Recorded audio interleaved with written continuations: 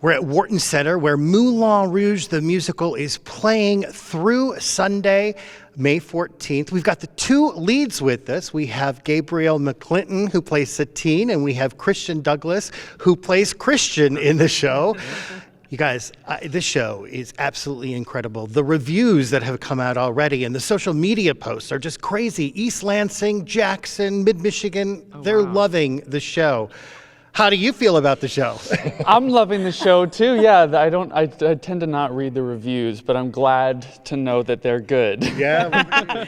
Yeah, I mean, it's a blast. I love doing this so much, and the audiences have been great, so keep them coming. I want to know a little bit about your role for people who may not be familiar because they haven't seen it yet. You can see it through next week, through the 14th. Tell me about Satine. So Satine is the sparkling diamond of the Moulin Rouge. She's a courtesan, and she falls in love with Christian when he comes to Paris, and she's stuck with this dilemma between either choosing her heart, love with Christian, or another character, the Duke, who gives her stability and security. So she's really finding her way through this entire experience and figuring out who she is and what she wants. You fall in love very quickly with Satine, Christian. Tell me about that. Almost instantly. Yeah, I come to Paris from America, and I meet Toulouse-Lautrec. Lima, Ohio, right? Lima, Ohio, that's right. And they take me to the Moulin Rouge to audition a song for Satine, the star at the Moulin Rouge. And as soon as I see her, I'm totally hearts for pupils and like, who is this? I'm in love. And so basically I'm trying to convince her to, it starts when I sing to her. I'm writing this song and I see in her eyes like, oh my gosh, we're falling in love. And I just can't let that go. I see it and I just have to go after Satine. Well, you talk about writing songs. There is so much good music in Moulin Rouge and popular music. Talk a little bit about that. We're going to hear some songs that people are very familiar with. 100%. Yeah, there are like over 70. Right? Yeah, 70 songs. Your song, Firework. Yeah, Firework, Roxanne. Yeah. Crazy. And it just goes through all the different genres of music. I mean, it spans probably how many decades? I mean, I don't know, like Yes. a lot of 4, decades. 5? Yeah. Because Elton John's in there, too. Yeah, I mean, it's really John. for everyone. Yeah. I feel from younger kids Yeah. to older generation, there's something. Has for Katy everyone. Perry reached out to you yet? No, I don't have social media. We'll hit her up. We'll hit her up. I want to know your exhale moment and, well, actually, I want to know your inhale moment first and then your exhale moment in the show.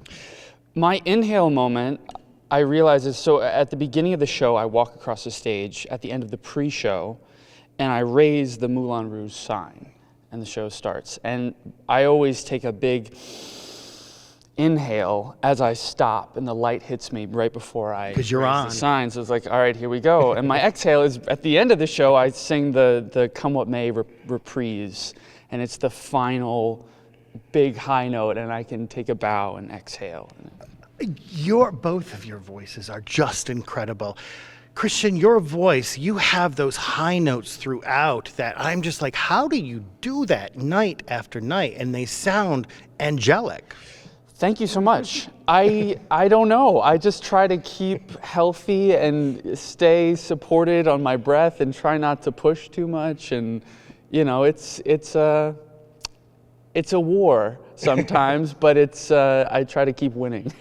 I asked Gabrielle this off camera. I said, when you're in the car and you're just driving or you're as a passenger, do you just start singing? Or do you not sing because you sing all the time?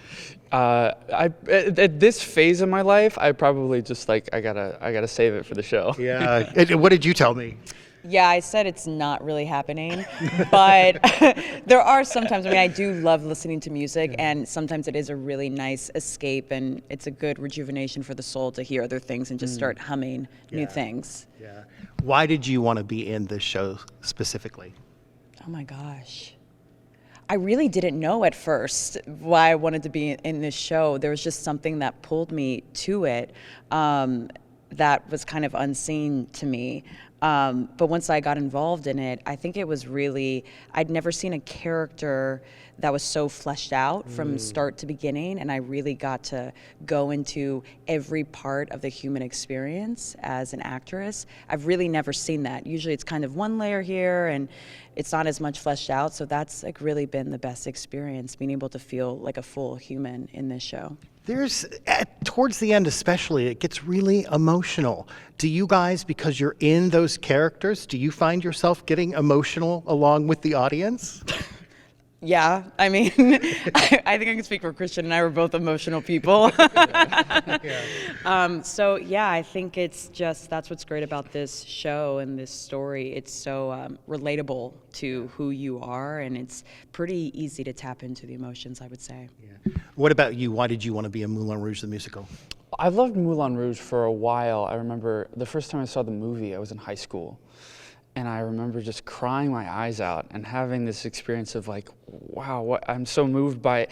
I was so moved by the love story and the heartbreak of it. And so when I discovered Moulin Rouge, the musical, I was kind of in the back of my mind like, wow, that would be so cool to get to play Christian, and I'm Christian, and the songwriter, I'm like, and it kind of just happened. The universe kind of kept bumping me in the right direction. I love that story. I love both of you in the show. It's absolutely incredible. Moulin Rouge, the musical, is at Wharton Center through Sunday, May 14th. Get your tickets at whartoncenter.com or 1-800-WHARTON. Thank you both. Break a leg. You've got lots more shows to do, so we'll see you at Wharton Center.